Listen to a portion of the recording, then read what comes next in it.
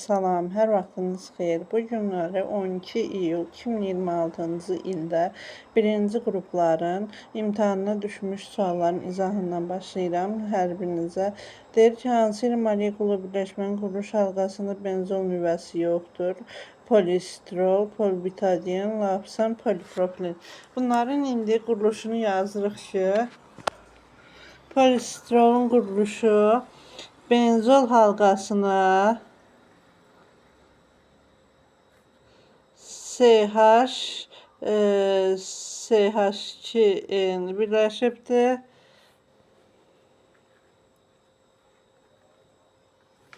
Polistrolun quruluşudur bu. Yəni vinil radikalı birləşmişdir. Polibutadiyenin quruluşu, polibutadiyeni, metan, etan, propan, butan, polibutadiyende CH2, CH, CH, CH2. Polibutadiyenin bu quruluşudur.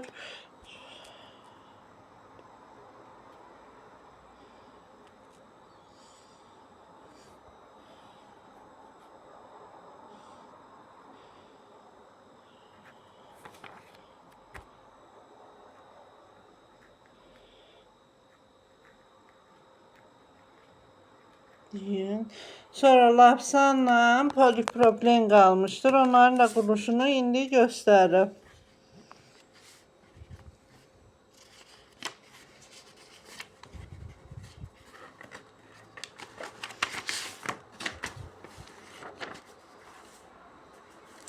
Lapsanda etilen glikoldan tereftal turşusundan əmələ gəlir.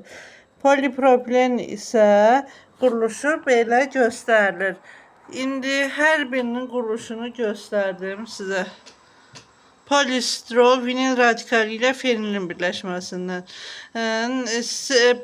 Polistrol, amma strol benzolun homologu deyil. Polibutadiyen quruluşunu göstərdim.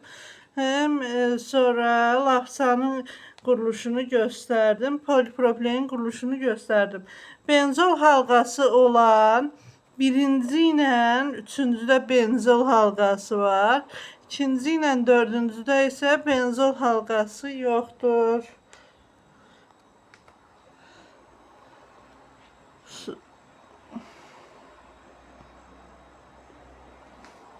Bircə dəqiqə qoy yenidən girəm proqrama.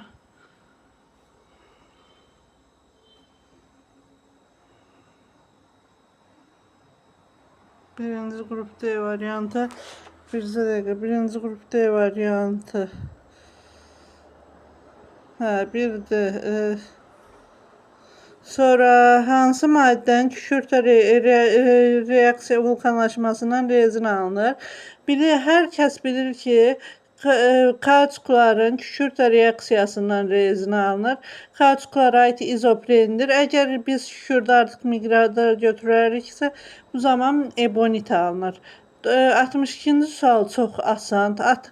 Əslində bu sualların hamısı çox asan suallardır. 63-cü sualda hansı ifadələr üçün alkenlər üçün doğru deyil? Alkenlər doymamış karbohidrogenlərdir. Alkenlərə su ilə reaksiyaya girir, H-xorla reaksiyaya girir. Alkenlərin quruluşu CnH2 formuluna malikdir. Pi rabitə var. Sonra su ilə alkenlər polimerləşə bilir. Bir də ki, tam yanması zamanı bütün üzüm maddələri yananda karbon qazı və su alınır. Amma B variantında yazıbdır ki, H-xorla reaksiyaya daxil olmur. H-xorla reaksiyaya daxil olur. Markovnikov qaydasından gedir. Yadınızdadırsa, bunu mən özüm dəfələrlə şagirdlərimə demişdim ki, alkenlərin su ilə reaksiya, su və H-xorla hidrogen klorid və reaksiyası Markovnikov qaydası ilə gedir. Markovnikov qaydası nə idi? Hidrogeni çox olana hidrogen birləşir ki, rabitə quran zaman. Az olana isə xlor və yaxud da ki, OH qrupu birləşir. Kükürt və SO2 üçün doğru olanı seçin. Kükürtlə SO2, natrium OH ilə reaksiyaya daxil olması. Natrium OH kükürtlə reaksiyaya daxil olan zaman natrium KS, natrium KSO3 və su alınır. SO2 də natrium OH ilə reaksiyaya daxil olanda natrium KSO3 və su alınır. Görürsünüz ki, natrium OH ilə reaksiyaya daxil olmağı hər ikisinə daxildir. Demək ki, biri ortaya yazırıq. Sonra burada ikinci suda həll olur. SO2 suda həll olur. Kükürt isə suda həll olmur. Karbon disulfiddə və talolda həll olur. Bunu da qayda olaraq yazmışdıq və demişdik dəfələrlə. Adi şəraitdə bərk haldadır.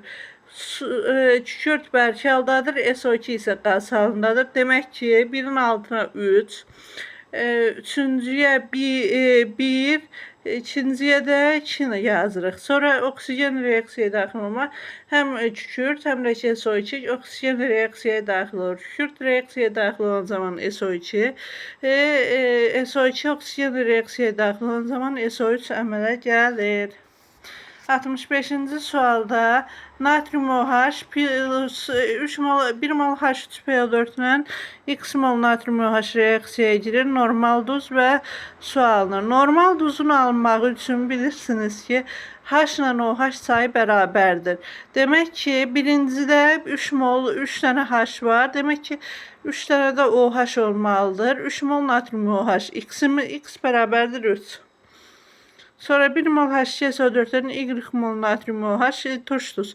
Turş duz alınması üçün H sayı OH sayından çox olmalıdır.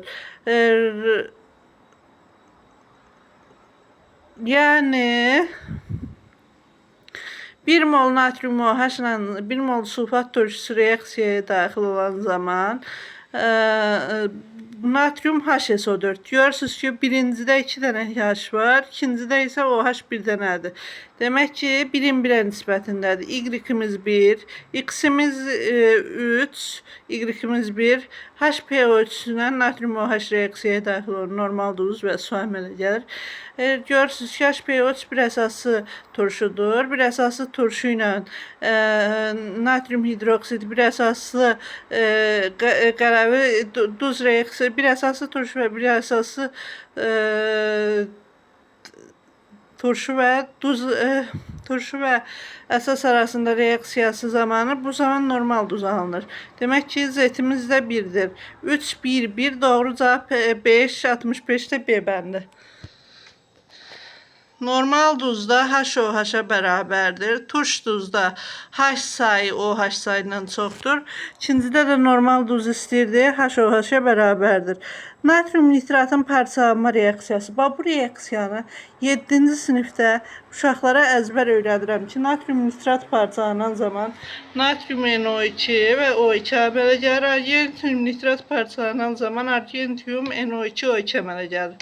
Doğru cavab 66-da, 65-ci, 66-cı sualda natrium NO2, O2, 3, 2, 3, sonra bir də ki, argentiumun parçalanmasından argentium 2, 3, 4, B bəndi, 66, B. 67-ci suala gəldik.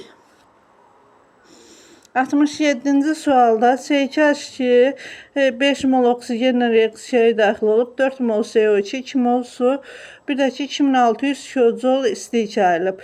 SH2-nin kütləsini hesablayırıq ki, 52 qramdır. Normalda 26 qramdır. 2 mol SH2 ilə reaksiyaya giribdir, görürsünüz də.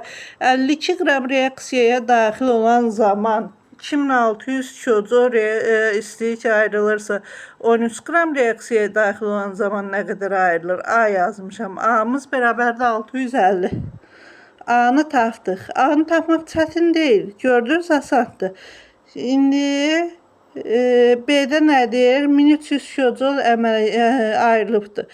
Yenidən eyni 52-yə 2600-dürsə, B-yə də 1300. B də bərabərdir 26. A bölək B nisbətini istəyir. 650-ni 26-ya böldük. Doğru cavab 67-də 25 C bəndi. 68-ci sual. Bu suallar həqiqətən çox asandır. Birinci qrupun qəbuluna çox sadə suallar salıblar. HCOH plus CH5 HCO CH5 plus su. Bu zaman HCOH plus CH5OH alınırdı. D reaksiya sağa doğru getsin. Yəni CH5-in alınması istiqamətinə necə yönəltmək olar? Hər biriniz bilirsiniz ki, sağa doğru getməsi üçün əvvəlcə başlanğıc maddədən əlavə etməliyik, su əlavə etməliyik. HCOH əlavə etsək, bu sola yönələr. İkinci variantı çıxırıq. HCOH çıxarsaq, amma bu zaman bilirik ki, reaksiya sağa yönələrdi. Amma ikini çıxırıq, HCO CH5 əlavə etmək sağa yönələr. Çünki başlanğıc maddə əlavə edəndə sağa yönəlir. Bir də ki, suyu çıxarmaqla, suyu çıxardanda isə sola yönələr. Suyu çıxardanda sola yönəlir. Doğru cavab 68-də 1-3 Y bəndi. Əgər sağa bu qaydanı yazdırmışdım ki, əgər reaksiyanı sağa yönəltmək istəyiriksə, bu zaman solda olan başlanğıc maddələrdən əlavə etməliyik. 69-cu sualda tərkibində kütləcə 25% sink olan sink və mis qarışığının xlor turşusu ilə reaksiyasından 0,4 mol H2 alınmışdır. Qarışıqda neçə qram mis olmuşdur? Əvvəlcə sinkin xlor turşusu ilə reaksiyasını yazırıq. Sink plus H2. Sink xlor 2 plus H2. Bu zaman görürsünüz ki, 1 mol sinklə 1 mol sinklə 1 H2 ilə 62,5 qramdır. 0,4 mol H2 26 qram çıxardıb. 26 qram çıxaran zaman deyir ki, sink 25%-dir. 26 qram 25%-dirsə, mis 100%-dən sinklə mis qarışığında 25%-imiz sinkdirsə, 75%-imiz də misdir. 25-imizə yazdım, 26-dırsa 75-ə x. X-i də burada y, x-i də tapırıq ki, buradan 78 qram, 69, 78 de bəndə. 70. Deyir, neytrallaşma reaksiyasını göstərir. Neytrallaşma reaksiyası əsasla turşu arasında olan reaksiyadır. Neytrallaşma reaksiyası 2 mol kalium OH-la H-xlor, sulfat turşusu, bir də HNO3, 2, 3, 5. Digər reaksiyalarda isə görürsünüz ki, duzla əsas arasındadır. Bu neytrallaşma reaksiyası deyil. 72, 35 Y bəndə. 71-ci sual. 20 qram şəkər neçə qram suda əldə etmək lazımdır ki, 20% məhlul alınsın. 20 qram şəkər, bilirsiniz ki, omega bərabərdir M həll olan maddə bölək M məhlul. M məhlulunu da yerinə yazırıq ki, M həll olan plus M su vuraq 100 bərabərdir omega. Burada indi 20 qram bölək 20 plus x vuraq 100 bərabərdir 20. Tənliyi belə yazırıq. 20 plus x-imiz 20'lər ixtisar gedir. Bərabərdir 100'ə. X-imiz 80. Doğru cavab 71'də 80. B bəndi. Bu qəbul həqiqətən çox asan düşüb suallar. Bu belə suallarla əməlli başlı yazmaq olardı. Sonra CH3COH-ın kütləsini 60 verib, butan turşusunun kütləsini istəyir. Homoloji fərqdə CH2-dən istifadə etməkə deyir yazır. Bu sualı məndən olsaydı, bu sualı birinci qrupların ətraflısına qoyardım. Çünki cavabı da ətraflı istəyərdim. Açıq tipli suallara qoyardım. Burada çox sadədir. CH3COH bu sirkə turşusudur. Sirkə turşusundan sonra ondan bir CH2 fərqlənən propion turşusu, propan turşusu C2H5COH, butan turşusu isə C3H7COH. Görürsünüz ki, CH3COH ilə butan turşusunun arasında 2 dənə CH2 qrupu fərqi var ki, CH2 qrupu fərqi də 28 bir dayan S2H4-dür də. Hə 28 qram eləyir. 60 ilə 28-in cəmi 88 A bəndi. Sonra belə yazdım. Bu turşuların adlarını bir-bir yadda saxlayın. Birinci CH3COH etan turşusu, sirkə turşusu, tarixi adı da asetat turşusu. CH5COH propan turşusu, propion turşusu. C3H7COH butan turşusu, yağ turşusu. 73-cü sualdan başlayırıq izah etməyə. Benzolun formulu, benzolda ümumi atom sayını A veribdir, asetilində B veribdir. A bölək B nisbətini istəyirik. Bilirsiniz ki, benzolun formulu C6H6, asetilenin formulu CH, 3 qat CH, CH2. Demək ki, benzol atomunda, benzolda 12 atom, asetilində isə 2-4 atom var. 12 bölək 4 bərabərdir 3. Doğru cavab 73-də 3. 74-cü sualda. Gəlirik. Xlorid turşusu əlavə edəndə X-in suda məhlulundan Y-i çıxardıb. Xlorid turşusu sulfat turşusunu çıxardı, sulfatı, nitratı çıxarda bilməz. A, B, C getdi. D ilə Y-nin arasında qalmışam. Natrium OH ilə xlorid turşusunun arasında reaksiya zamanı natrium xlor plus H2O alınır. Hidrogen yazıbdır. Y variantı da getdi. D variantı kalium 2CO3 plus H xlor reaksiyası. Kalium xlor, CO2 və su alınır. 75-ci sualda eten molekulunda cəmi neçə sigma rabitə var?